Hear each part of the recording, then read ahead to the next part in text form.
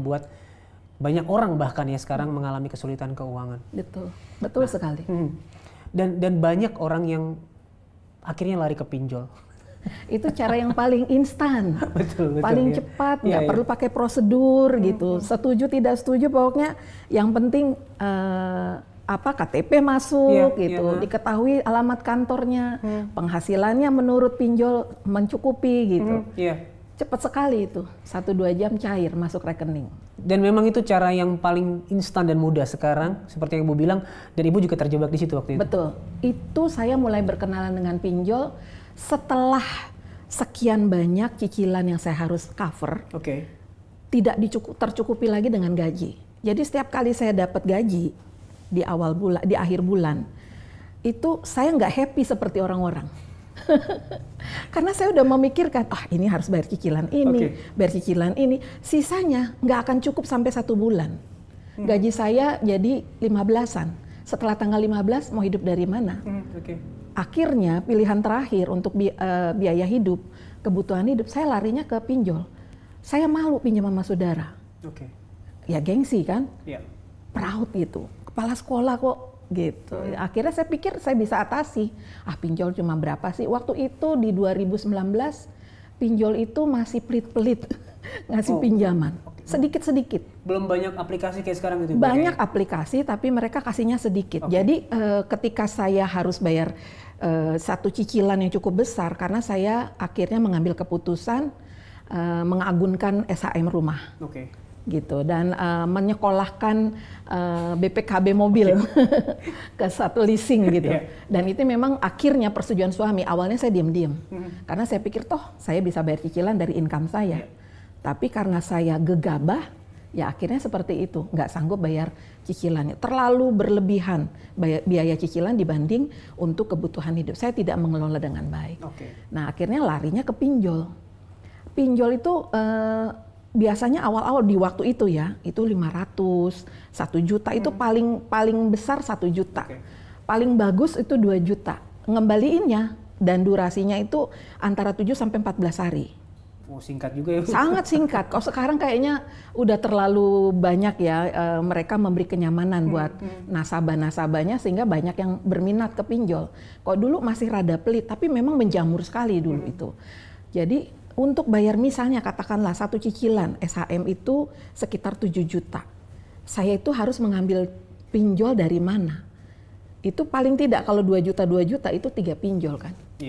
Gitu. Karena untuk bayar cicilan, terus biaya hidup anak di luar kota, kan saya harus cover di sana. Ya akhirnya ibarat kata ngitungnya gitu, kalau satu cicilan 7 juta, saya harus 3 pinjol. Ngembaliin ya satu pinjol itu, bisa kena bunga kira-kira 300 sampai 400 ribu. Jadi anggap aja tadi misalnya pinjam 2 juta, makanya dikembalikan harus 2,3. Itu pun kita terima nggak utuh 2 juta loh. Dipotong admin sebelumnya. Masuk rekening tuh nggak 2 juta, bisa 1,7. Jadi total 600 uang kita itu. Gratisan masuk pinjol. Lalu mulailah untuk gali lubang, tutup lubang ya, maksudnya untuk bayar tadi cicilan harus pinjam lagi. Akhirnya gimana itu Ibu? Maksudnya bukankah itu akan semakin banyak justru? Nah itulah dia bodohnya saya. Karena panik ya, karena saya nyimpen sendiri kan. Masalah ini saya merasa saya percuma ngomong sama suami. Karena suami waktu itu tidak ada income, saya mau ngomong sama siapa gitu. Akhirnya saya memutuskan sendiri. Dan karena panik, saya simpan sendiri, panik. Dan itu kan kalau udah waktunya H-1 tuh DC, debt collector tuh udah rajin tuh. Telepon? Waktu itu cuma SMS, WA gitu. Menyapa, selamat pagi Bu, jangan lupa mengingatkan besok udah jatuh tempo. Masih sopan ya Bu? Masih sopan. Tapi kita telat 1 hari, berangasan. Udah mulai mengancam. Data Ibu, kalau Ibu nggak bayar dalam waktu 3 hari, kami akan serahkan ke orang lapangan. Waktu itu saya nggak ngerti orang lapangan itu maksudnya apa. Oh jangan-jangan ada yang datang ke rumah. Saya panik kan, karena panik saya tutup dengan pinjol yang lain. Selesai yang satu, ambil pinjol yang lain. Dan itu terus menerus karena tenornya kan singkat. Jadi kayak seperti saya mengejar pinjol dan saya dikejar pinjol. Itu kita kejar-kejaran. Jadi nggak selesai-selesai. Sebuah lingkaran setan ya. Dan itu kayak terhipnotis kita. Saking paniknya ya, saking ketakutan. Kalau DC udah mulai ngancam, neror. Bahkan satu kali nerornya mereka tuh bikin grup WA. Tiba-tiba di HP saya ada grup WA. Tahu-tahu data-data kontak saya masukin di WA situ. Semua pada kaget. Ini ada apa? Ini ada apa gitu. Judulnya bantu bayar utang Christina. Wah. Terus blast kemana-mana. Wah, saya makin panik. Di sanalah saya mulai merasa, waduh ini dia nih. Baru saya ngerti gitu. Saya kurang pengetahuan waktu itu tentang pinjol. Pinjol saya 63-an. 63 pinjol? 63 pinjol. Dengan total? Total itu 65 juta. Padahal pinjol itu pilihan terakhir setelah saya punya utang-utang yang lain. Kalau di total semua, jumlah utang saya itu 40 kali lipat dari income saya yang sebenarnya. Wow. Betapa bodohnya. Wow. Ya itu seperti, makanya bisa dibayangkan seperti gurita yang menjerat ya. Betul. Karena setiap lepas dari tangan satu, masuk ke tangan satunya. Iya. Seperti lumpur hidup, kita terhisap terus kalau semakin dalam. Iya, kalau kita nggak segera mengambil keputusan yang benar.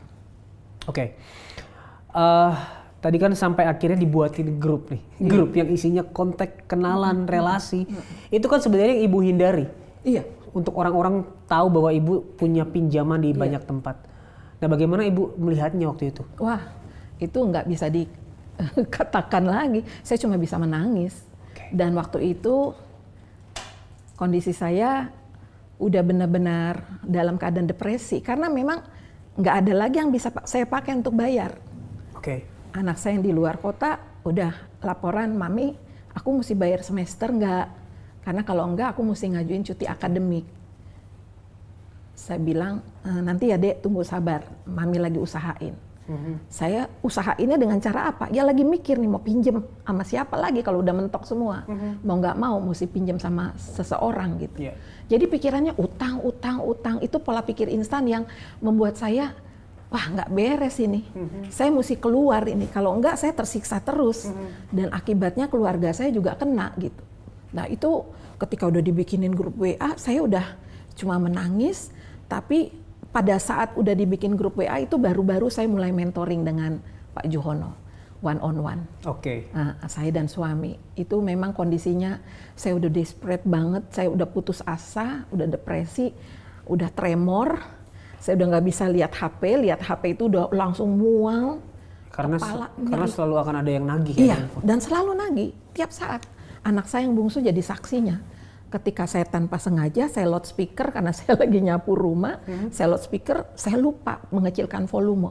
Dia teriak-teriak keras sampai anak saya juga ikut nangis. Mami ada apa, Mami? Ada apa? Gitu. Siapa yang marahin Mami? Ya saya cuma bisa menangis, doain Mami ya Dek, maafin Mami, gitu udah aja. Karena dia masih SD waktu itu, SMP ya, kelas awal ya. Jadi, dan S11 kan udah kemana-mana, WA udah kemana-mana, termasuk ke anak saya. Akhirnya mereka tahu bahwa saya memang lagi ada masalah keuangan. Nah disitulah memang saya terbuka sama mentor rohani saya, pemimpin jemaat, baru beliau mengenalkan saya pada mentor keuangan. Nah dari situ mentor keuangan saya maunya suami istri, karena masalah istri itu juga masalah suami. Jadi, kita akan ke situ nanti. Iya, Kita mau bahas dulu nih tentang bagaimana sebenarnya dampak pinjaman online. Dampak hutang ini bisa mempengaruhi hidup seseorang. Setelah menerima teror dari handphone, apakah orangnya datang ke rumah, Bu? Kalau pinjol nggak ada yang datang. Oh, nggak ada ya? Nggak ada. Dan ada yang banyak yang nelpon ke kantor. Karena syarat aplikasi mereka harus ngisi data kantor, gitu. Baru mereka cairkan. Apalagi mungkin DC-nya itu sama ya, beberapa pinjol sama orangnya. Jadi saya nggak ngisi data kantor di aplikasi ini, kok dia bisa tahu kantor saya dengan DC ini? Oh jangan-jangan di media sosial dia telusuri saya. Ya, betul. Bisa jadi kan, karena ada riwayat saya di digital itu. Ya akhirnya menyerangnya ke kantor gitu. Dan saya merasa, saya orang yang sudah mempermalukan lembaga pendidikan, saya pendidik loh. Dan itu yang membuat saya benar-benar, udah nggak ada harapan saya ini. Saya pingin bunuh diri aja. Saya pikir, itulah jalan terbaik. Orang nggak disusahkan lagi. Itu kebodohan berikutnya sebenarnya. Saya pikir dengan bunuh diri utang saya selesai. Karena DC-nya bilang begitu, kami hanya bisa membebaskan dari pinjaman kalau orangnya sudah meninggal, Bu, gitu. Sambil dengan nada teriak begitu. Oh, itu yang saya simpulkan. Berarti saya bunuh diri aja deh, gitu. Saya berdoa, Tuhan cabut nyawa saya, nggak mati-mati juga. Besok bangun lagi, besok dengan lesu saya masih harus bekerja, gitu. Jadi saya memutuskan, dan 1 bulan itu dari Mei sampai Juni itu saya stres berat di situ. Itu yang mengalami tremor. Itu sebelum ketemu mentor ya. Sebelum saya terbuka pada suami dan anak-anak, saya berusaha atasi sendiri. Wah, 1 bulan itu saya nggak sanggup, benar-benar semua teror ke saya, belum ke kantor waktu itu. Saya sampai ya survei tempat bunuh diri lah yang kesannya seperti kecelakaan. Wow. Gitu, karena saya merasa saya udah mempermalukan Tuhan. Saya udah pelayanan loh. Di panggung mungkin oke. Tetapi di hati, saya itu menjerit-jerit, tersiksa. Saya marah dengan diri saya sendiri. Betapa bodohnya saya gitu. Dan kenapa saya kayak terhipnotis seperti itu. Dan saya kayak berulang, itu pola berulang yang, aduh kapan selesainya saya merasa nggak sanggup. Itu sebabnya saya ambil keputusan. Dan mungkin itu juga yang dialami orang-orang yang terikat pinjol dan sudah mulai stres ya. Betul. Dan bahkan memang sudah banyak berita ya bahwa orang mengakhiri hidupnya karena tidak bisa membayar pinjaman online. Nah, di saat terpikir bunuh diri itu Ibu, apa yang terjadi? Nah, ini luar biasanya, kasih karunia Tuhan itu tidak terbatas ya. Sekalipun dosa saya semerah kirmisi, Tuhan bisa hapus seputih salju. Itu iya dan amin. Jadi ketika 1 malam saya memutuskan besok saya mau bunuh diri, mengakhiri hidup saya nggak sanggup juga buat surat wasiat, buat siapa gitu. Saya nggak tega sama anak-anak. Saya cuma percayakan Tuhan, saya percaya anak-anak saya dalam pemeliharaanmu, suami saya dalam pemeliharaanmu. Ketika malam itu saya berniat, karena setiap malam tuh saya cuma bisa tidur 2 jam ya. Selebihnya saya lebih banyak menerawang, berpikir bagaimana cara menyelesaikan, tapi mentok-mentok juga. Iya. Kemudian 1 malam itu ketika besoknya saya niat mau bunuh diri, saya berdoa. Saya bilang sama Tuhan, saya mau mengakhiri hidup, tapi kalau Tuhan bisa jawab malam ini, saya tidak jadi bunuh diri gitu. Nah, di tengah malam itu memang luar biasanya ya. Tuhan itu nggak audible memang. Saya berharap Tuhan audible bicara supaya saya kuat gitu. Tuhan nggak audible. Atau cep-cep buka Alkitab ada ayat yang bisa membuat saya sejahtera gitu ya. Enggak juga, saya juga nggak bisa membaca Alkitab, kepala saya udah cekot-cekot sakit sekali. Saya cuma bisa menangis, Tuhan apa yang harus aku perbuat? Kalau besok aku bunuh diri, aku mau masuk neraka, ya udahlah Tuhan, saya udah nggak tahu lagi mau bikin apa. Tapi waktu saya berdoa dengan tenang, saya nggak bicara, Tuhan bawa pikiran saya ke satu lukisan di mana di gereja kami itu di dinding depannya itu ada tulisan, ada lukisan, keterbukaan adalah awal pemulihan. Saya cuma dibawa di situ. Saya pikir ini cuma pikiran mengembara aja. Besoknya saya nggak jadi bunuh diri sih memang. Saya karena harus akreditasi kan. Akreditasi sekolah, jadi saya nggak jadi bunuh diri. Malamnya saya niat lagi. Pokoknya setiap malam tuh godaan bunuh diri kuat sekali. Roh maut itu benar-benar kayak merangkul saya. Ngajakin saya, ayo cepet gitu. Habisi, kamu nanti menyusahkan banyak orang. Itu bisikan-bisikan itu kuat sekali.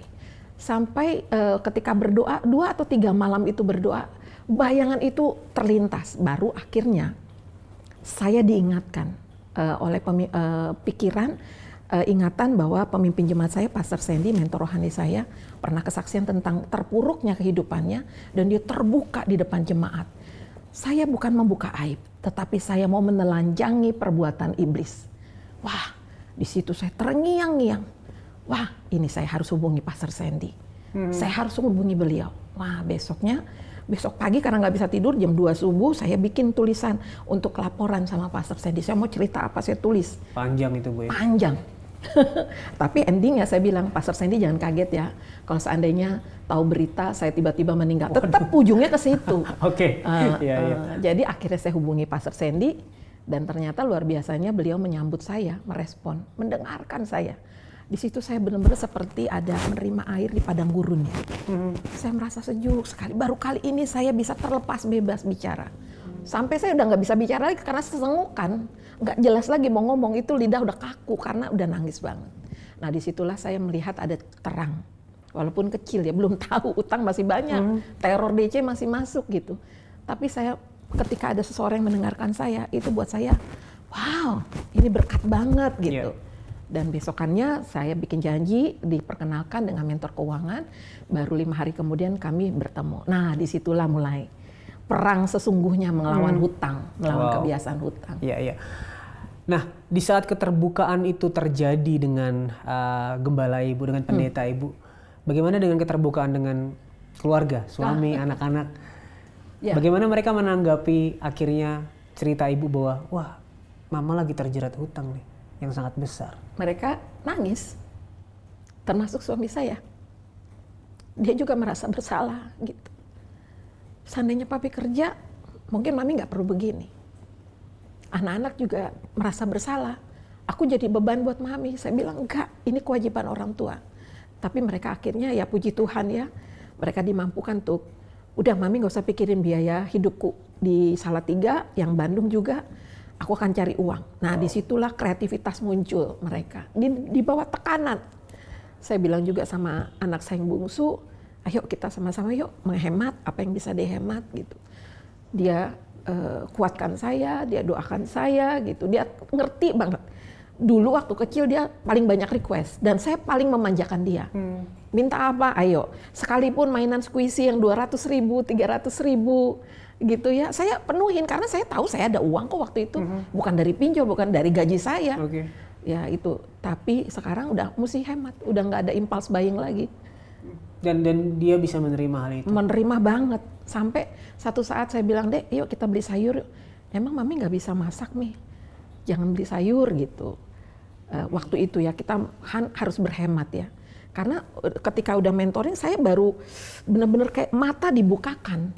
Wah selama ini betapa buruknya saya tidak mengelola uang sama sekali. Wow. Ya. Dan itu membuktikan bahwa dukungan dari orang-orang terdekat itu juga sangat penting. Itu support system yang paling bagus sekali. Jadi kalau kita dalam keadaan tekanan, jangan pernah keluar dari support system. Kabur dari rumah atau menyendiri, itu malah makin berat. Justru keterbukaan itulah awal pemulihan. Betul, itu baru awal sih. Iya, awal. Baru awal. Karena perang sesungguhnya ketika berproses itu. Dan aku bisa melihat Bu bagaimana gereja itu menjadi tempat yang aman buat orang-orang di dalamnya ya. Terbuka, membagikan hidupnya, membagikan segala kekurangan, kelemahan dan apapun yang mereka sedang alami sehingga gereja dan orang-orang dalamnya bisa menjadi rekan seperjalanan. Dan itu yang seharusnya menjadi salah satu peran gereja. Betul. Jemaat yang tempat saya beribadah melayani itu juga ada beberapa yang terima belas. Tapi luar biasanya mereka sangat santun. Mereka nggak membicarakan saya, mereka malah japri saya. Bu Christine, saya dapat WA ini, saya dapat SMS ini. Apa benar? Mereka juga nggak nyangka. Mereka nggak menyangka sekali, pikir cuma SMS palsu spam atau tipuan gitu ya. Tapi saya memang diajar untuk terbuka. Jangan menutupi keadaan, akui saja kesalahan kita, minta dukungan doa, bukan minta belas kasihan ya. Terbuka itu tujuannya untuk kita minta dukungan doa. Saya bilang, iya betul itu saya sedang proses negosiasi minta keringanan. Tolong bantu saya dalam doa, abaikan saja kalau DC mengganggu. Ya, kalau perlu tegur. Ini bukan urusan dengan saya, ini urusan dengan Ibu Christina gitu. Tegur aja, bilang harusnya ke saya, bukan ke siapa ke orang-orang lain. Itu yang saya berlatih diri. Itu kan gengsi itu benar-benar menjadi kayak penjara ya. Kita harus terobos itu. Tadinya ditutup-tutupin kan buat jaga nama baik kan, buat image ya. Sekarang udah mulai harus terbuka. Wah itu proses yang sebenarnya juga itu.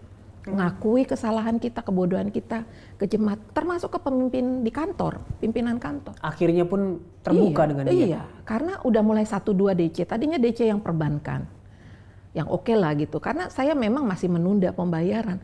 Gaji saya akhirnya waktu itu dari Mei sampai Juni habis aja buat pinjol, karena bunganya gila-gilaan 20-30% selama sampai 14 hari atau 1 bulan. Bunganya itu menjerat banget dan saya panik kan waktu itu. Jadi akhirnya yang harusnya yang resmi legal nggak kebayar, mereka telepon ke kantor. Wow, disitulah saya bersyukur banget. Saya dapat mentor, saya diajarkan langkahnya step by step. Kalau saya ingat di mentoring itu, akhirnya kita buat namanya rumusan 9 langkah jitu atasi utang. Wow. Itu yang kami ajarkan di mentoring. Itu yang saya lakukan, yang saya terima dari mentor saya. Oke, ya. Dan bagaimana Ibu bisa meruntuhkan rasa pride itu, rasa apa ya? Nggak mau kelihatan buruknya, nggak mau kelihatan jeleknya, nggak mau kelihatan bahwa aku sedang dalam situasi yang nggak baik. Akhirnya apa yang bisa meruntuhkan itu, Ibu? Yang bisa meruntuhkan itu adalah ketika saya sadar Kristus saja mati untuk saya ketika saya masih berdosa. That's it, ya. Yeah. Loh, ngapain saya gengsi dengan dosa saya? Kristus aja yang nggak berdosa itu gantiin saya loh untuk kesalahan saya, dosa saya. Ngapain saya nutupin dosa saya? Buat apa? Gitu. Udah waktunya saya harus putus hubungan dengan utang. Nah, itu memang satu-satunya cara terobos gerbang paling utama, keterbukaan itu. Keterbukaan udah selesai, langkah lain lancar dan itu terbukti gitu. Saya ngalami sendiri, saya saksi hidup dan itu saya tularkan ke murid-murid mentoring gitu. Dan luar biasanya puji Tuhan mereka melakukan juga.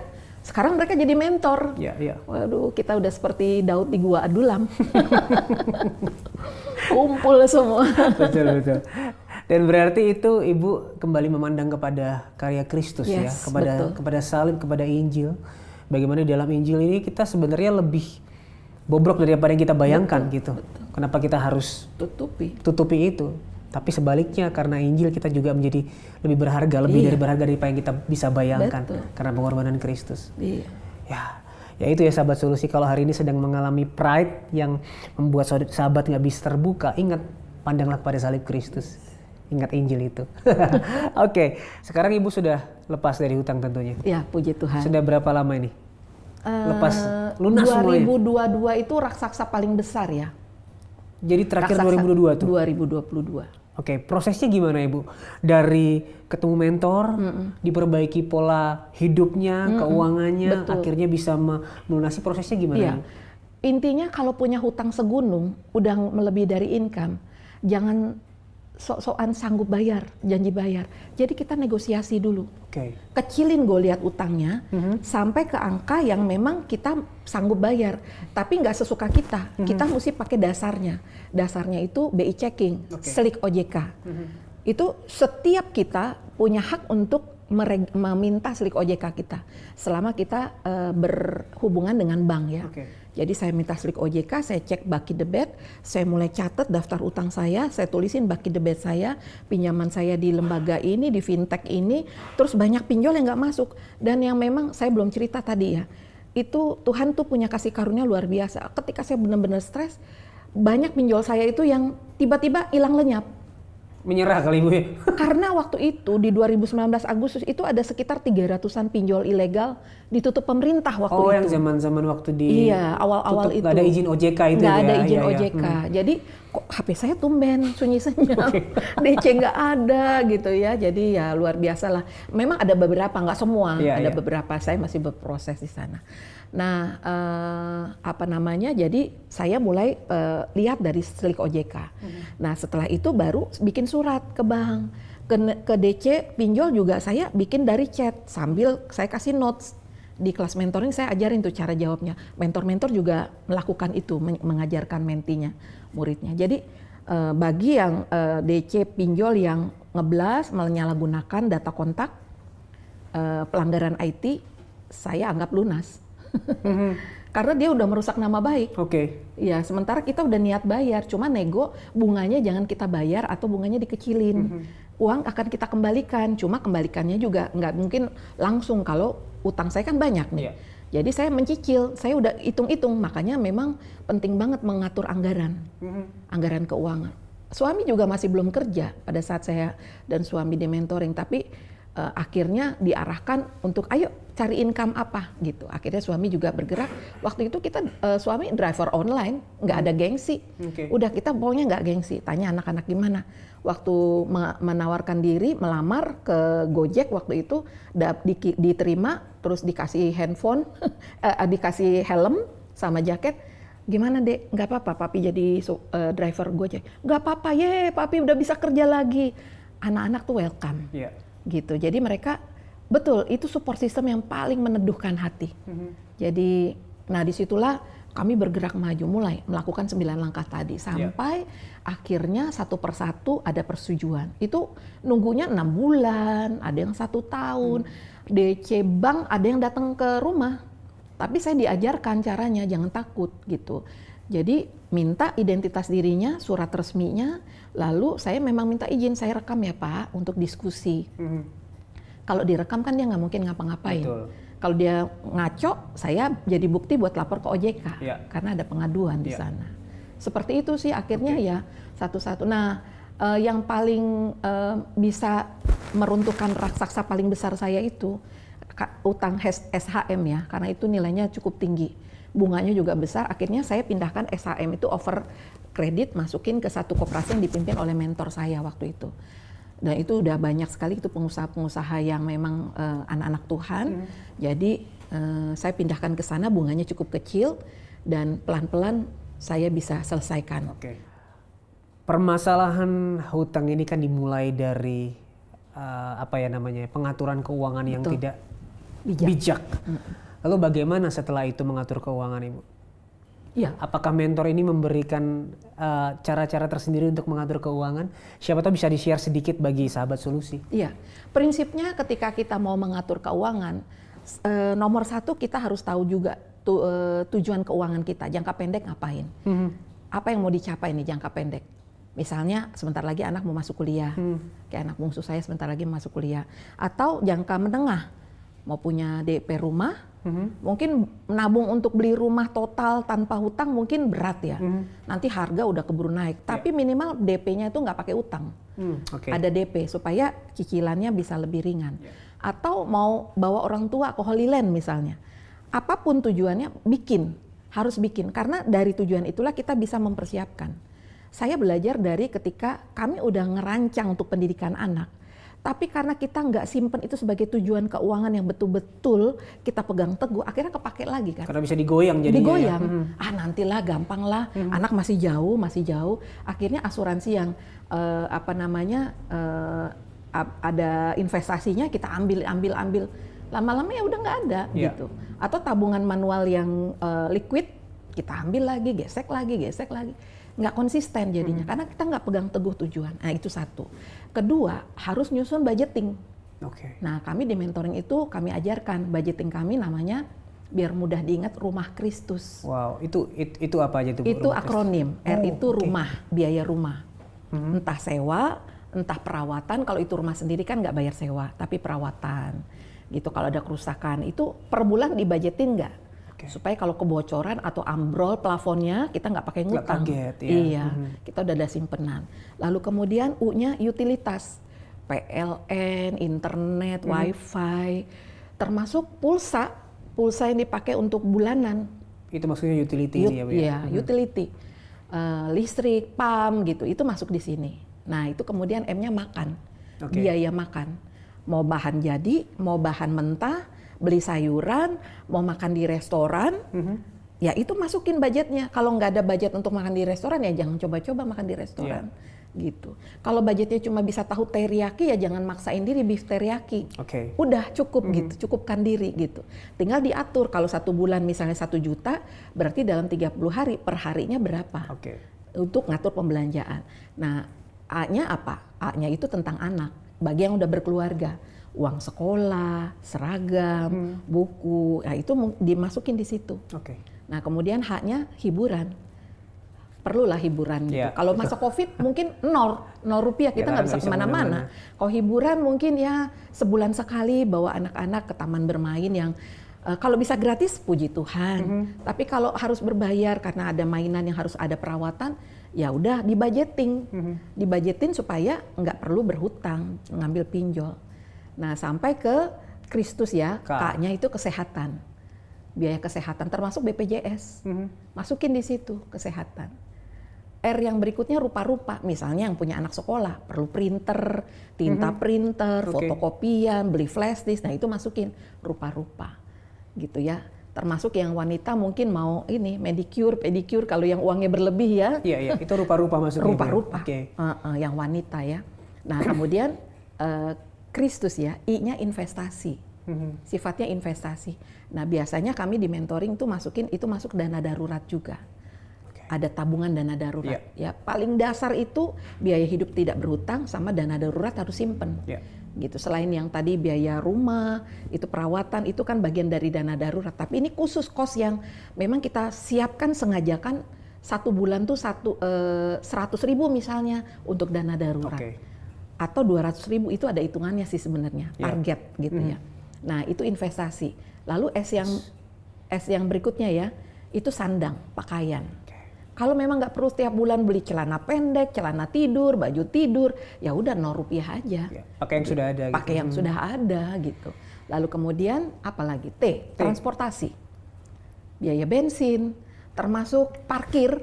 Hari ini saya parkir di Dharma Wangsa, ya saya harus nyatet itu di aplikasi. Saya udah nggak pakai Excel ya, tapi saya pakai aplikasi misalnya, boleh sebut nama nih? Boleh. Andromani. Kami baru-baru ini mengajarkan cek keuanganku. Itu anak Tuhan juga yang buat, dan itu sangat membantu juga. Bisa ngecek di Play Store.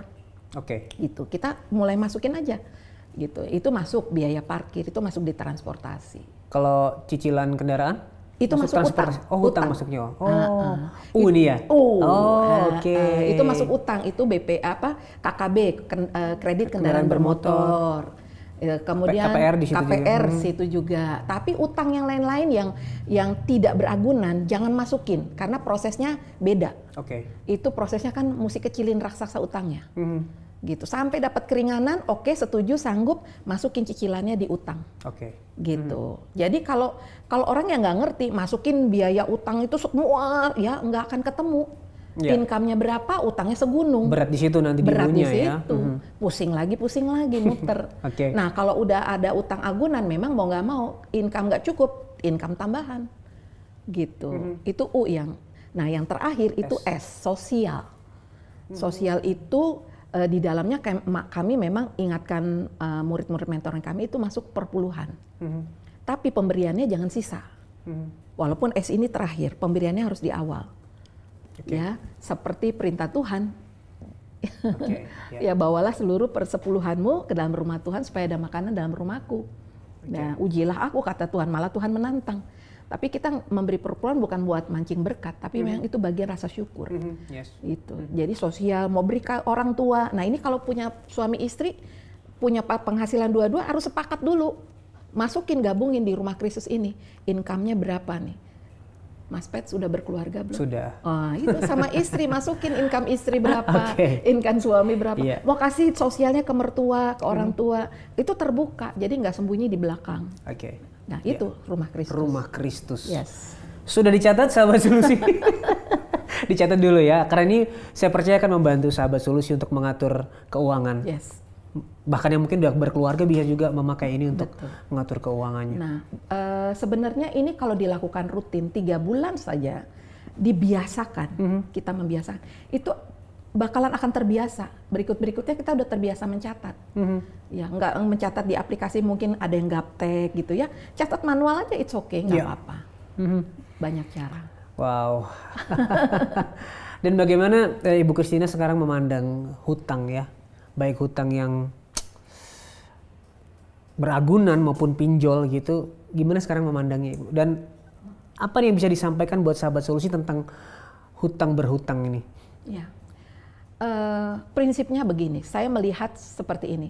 Kita lihat ukuran kita pada firman Tuhan ya. Tidak pernah Tuhan biarkan angkatan orang benar meminta-minta roti. Bahkan dia malah memberi pinjam bagi banyak bangsa. Jadi kalau kita anak Tuhan terbiasa meminjam, berarti ada yang salah di kita. Itu yang saya introspeksi diri. Berarti saya harus memperbaiki diri. Makanya kalau bicara soal utang, itu berarti ada yang salah yang harus kita perbaiki. Jangan dibiarin. Itu ibarat penyakit. Jangan dibiarin, nanti menahun. Nanti makin parah. Dulu saya pikir utang itu nggak masalah, semua orang punya kok utang. Katanya nggak bergairah bekerja kalau nggak ada utang. Wah itu kepercayaan yang salah. Wow. Itu yang menjerat. Iya. Dicatat sahabat. Kita bergairah bekerja bukan karena utang, tapi karena kita punya tujuan keuangan. Gitu. Itu yang kita mau capai. Dan kita tidak mau lagi hidup dari utang, tapi kita cukupkan diri apa yang ada. Nah, jadi saya kalau melihat utang sekarang, aduh, jadi deg-degan sendiri ya, aduh, jadi risih gitu. Pernah iseng-iseng saya coba mau lihat lah, kan kita ada e-commerce ya. Wah, ini kok ada gampang banget orang bisa pinjam-pinjam gitu. Wah, mesti foto KTP. Aduh, saya udah nggak mau lagi. Alergi gitu. Jadi kita juga takut ya. Kita juga rasanya masuk lagi ke lubang singa. Kita membawa diri kita masuk ke masalah. Jadi sekarang kartu kredit juga udah nggak pakai? Enggak. Wow. Ada banyak menawarkan. Sebenarnya bisa aja sih saya mau pakai kartu kredit. Karena kartu kredit itu kalau kita punya mindset yang benar, kartu kredit itu bukan alat berhutang. Kartu kredit itu alat bayar. Kalau kita udah punya budgetnya, tapi kita mau ambil diskonnya atau poinnya, silakan. Tapi bayarnya jangan tunggu cicilan. Bayar aja langsung, kan kita udah budgeting. Supaya dapat poinnya, dapat diskonnya. Iya, itu kartu kredit. Jadi nggak anti juga, cuma saya masih menjaga diri. Saya tidak mau khilaf. Khilaf yang disadari itu bukan jangan khilaf. Masuk ke lubang yang sama. Nah, iya. Saya lagi melatih diri saya untuk mencukupkan diri apa adanya. Mungkin ada orang-orang yang saat ini terjerat hutang yang mungkin nggak bisa diselesaikan nih, sudah terlalu menumpuk dan tidak terkendali. Apa yang ingin Ibu sampaikan buat sahabat solusi yang sedang mengalami seperti itu? Ya, para sahabat solusi yang saat ini sedang terlilit hutang, satu hal yang saya mau katakan, setiap masalah pasti ada jalan keluarnya. Percayalah bahwa hutangmu itu bisa diatasi asal dengan cara yang benar. Ya, memang harus ada support system yang mendukung dan punya kesediaan hati untuk belajar. Stop hidup berhutang, karena hutang bukan menyelesaikan masalah, tapi malah menjerumuskan kita ke dalam banyak masalah. Jadi mari selesaikan, bangun fondasi keuanganmu, buat tujuan keuangan dengan benar, biaya hidup dicukupkan dari income, siapkan dana darurat dan proteksi keamanan keluarga, supaya ketika ada musibah datang, kita sudah siap sewaktu-waktu. Seperti itu. Oke. Ibu kan sekarang menjalani peran sebagai mentor keuangan bagi banyak orang. Kebetulan nih ada 2 komentar dari video Ibu kemarin. Yang bertanya sesuatu masih perihal keuangan ya. Saya malah belum lihat loh. Ya, siapa tahu Ibu bisa kasih solusi atau sedikit tips bagi teman-teman sahabat solusi ini ya. Beliau ini lagi banyak hutang, ditotalin sekitar 10-15 juta. Saya pengen lunasin hutang-hutang saya, tapi gaji saya buat bayar hutang semua, nanti anak istri saya nggak kebagian. Gitu. Awalnya ngutang buat kebutuhan mendadak, pas gajian sudah bayar, kalau ngutang, sorry saya baca dulu. Awalnya ngutang buat kebutuhan mendadak, pas gajian sudah bayar, kalau nggak ngutang lagi kebutuhan lain tidak terpenuhi. Jadi kayak gali lubang tutup lubang lagi. Nah, apa yang harus dilakukan? Dan yang kedua, ada yang punya tanggungan pinjaman di bank untuk KPR dan konsumtif di koperasi kantor. Ada 2 kartu kredit total kurang lebih 500 juta. Dan angsuran 10 juta setiap bulan. Intinya beliau juga tidak bisa membayar dengan gajinya. Akhirnya gali lubang tutup lubang. Dan ini kebanyakan orang alami juga. Betul. Nah, bagaimana Ibu memberi tips atau saran buat sahabat-sahabat ini? Untuk yang pertanyaan pertama dengan hutang 10 jutaan ya, nggak bisa terus-menerus melakukan cara yang sama. Kita tidak bisa berharap dapat jalan keluar ketika kita melakukan hal yang sama terus-menerus, seperti menutup kebutuhan dengan hutang. Itu stop di situ, lalu mulai mengatur keuangan dulu. Ukur kekuatan keuangan kita. Hutang, simpen di catatan hutang namanya. Bikin catatan hutang. Kalau itu hutang beragunan itu nomor 1, nomor 2. Kalau yang beragunan ada 2. Selebihnya yang legal. Paling bawah itu yang ilegal. Paling bawah lagi saudara. Kalau saudara pakai bunga juga itu namanya bukan saudara, rentenir.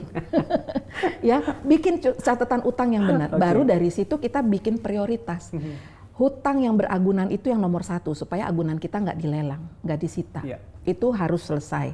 Harus kita ikuti aturan mainnya. Karena kalau nggak aset kita diambil. Gitu. Atau aset itu masih bisa dipindahkan nggak ke bank yang lain, kreditur yang lain yang bunganya lebih kecil. Nah, asalkan slik OJK kita masih bagus. Kalau slik OJK kita udah jelek karena nunggak melulu, ya pasti kita harus selesaikan di situ. Nah, itu kita mesti nambah income kalau income kita nggak cukup. Pokoknya ketika ada hutang, cukupkan dulu biaya hidup. Biaya hidup ini cukup dulu nggak pakai utang. Ini dulu nomor 1. Kalau biaya hidup aja masih pakai utang, ini ada yang nggak beres. Biaya hidupnya yang kebesaran, mesti dikecilin, atau income-nya yang mesti diperbesar. Ini pilihan di orang tersebut, gitu. Jadi harus biaya hidup itu cukup tanpa hutang. Baru bicara utang. Utang ini selesainya ada langkahnya. Agunan. Kalau nggak ada agunan, hanya pinjol-pinjol aja, nego. Kecilin goliatnya, nggak bisa ngikuti goliat. Nah, yang kedua itu pinjaman beragunan ada ya, sama kartu kredit. Kartu kredit nilainya cukup besar. Itu kalau cuma bayar minimum payment itu sama aja memberi garam ke laut. Nggak selesai, uang kita habis. Kalau dihitung minimum payment kita mungkin sudah senilai cicilan kita berapa bulan. Jangan berharap pinjaman pokok kita berkurang, karena itu hanya untuk bayar bunga. Bunganya pun nggak bunga full 1 bulan. Masih ada sisa ditambah dengan pinjaman pokok yang masih tertunggak, dihitung lagi di bulan berikutnya. Bulan ketiga masih nunggak lagi, pinjaman yang nunggak, pinjaman 2 bulan berikutnya tambah bunga berbunga berjalan, tambah lagi bunga di bulan ketiga. Akhirnya akumulasinya besar. Orang yang seperti ini nomor 1 harus pergi ke kantor OJK. Cek dulu baki debetnya. Angka sisa hutang berdasarkan bunga OJK itu harus dicek. Baki debetnya berapa, disitulah dia mesti nego untuk yang kartu kredit. Stop bayar apapun, apalagi kalau cicilan 10 juta, income 15 juta. Itu nggak akan mungkin bisa kebayar, biaya hidup pasti akan ngutang. Cicilan itu yang paling mepet, paling maksimal tuh 30% dari income. Nggak boleh lebih dari itu, nggak sehat. Itu aja 30% tuh biaya hidup ngos-ngosan loh. Gitu. Jadi ya harus kembali ke yang seharusnya. Jadi yang kartu kredit mesti negosiasi, kecilin goliat utang, itu prinsip sih. Wow, terima kasih. Thank you banget, Bu. Aku berharap sih yang tanya itu dengerin ya dan nonton video ini. Kalau kita simpulkan dari obrolan kita sepanjang ini, berarti yang harus dibenahi dulu adalah hati. Yang dari Ibu alami juga yang dibenahi dulu adalah hati. Hati, pola pikir. Di mana kita semua selalu mencari harga diri di tempat-tempat lain. Makanya berusaha untuk meningkatkan pola hidup sehingga gaya hidup sehingga kita dipandang, wah orang ini hebat nih ya, orang ini keren ini. Kita harus tahu bahwa harga diri kita ada di dalam Kristus sehingga kita tidak memakai keuangan kita sembarangan untuk hanya meningkatkan harga diri dan nilai hidup yang sebenarnya sudah ada di dalam Kristus. Yang kedua, jika sudah terjebak, rendah hatilah untuk mengakui dan terbuka. Dan mau belajar. Itu penting karena ada orang yang biasa berhutang, dia udah terbiasa dengan pola pikir instan. Jadi nggak sedikit juga yang masuk mentoring kami, mereka pikir kami lembaga pemberi bantuan uang. Jadi selalu minta, Bu, saya punya utang 150 juta, Ibu bisa bantu berapa? Lah, memang saya pemberi uang, nggak ada. Nah, makanya memang dari sejak pengarahan, kalau murid mentoring nggak open camp, berarti dia nggak nyimak. Pasti akan error terus jalannya. Karena dia pikir kita lembaga pemberi uang. Jadi biasa minta uang, itu pola pikir orang yang biasa berutang, instan. Nah, itu yang memang mesti diubah betul-betul. Mesti membangun kepercayaan yang benar bahwa rasa berharga kita bukan dari penampilan atau apa kata orang, tapi dari pengorbanan perbuatan Kristus bagi kita yang mati di kayu salib. That's why kembalinya ke hati lagi. Bagaimana hati kita mengerti harga diri kita ada di dalam Kristus Yesus. Dan yang terakhir, memperbaiki semuanya. Mau untuk melangkah, meminta keringanan dari beberapa tempat yang mungkin legal dan beragunan, terus mulai menaikkan income. Sehingga bisa akhirnya menyelesaikan itu semua. Harus dibarengi tindakan nyata. Kalau cuma doa, utang itu nggak bisa ditengking. Betul. Banyak orang doakan ya, Bu, supaya utang saya beres. No, bukan cuma doa, Anda harus melakukan sesuatu. Karena utang itu terjadi karena Anda melakukan sesuatu juga. Betul. Gitu.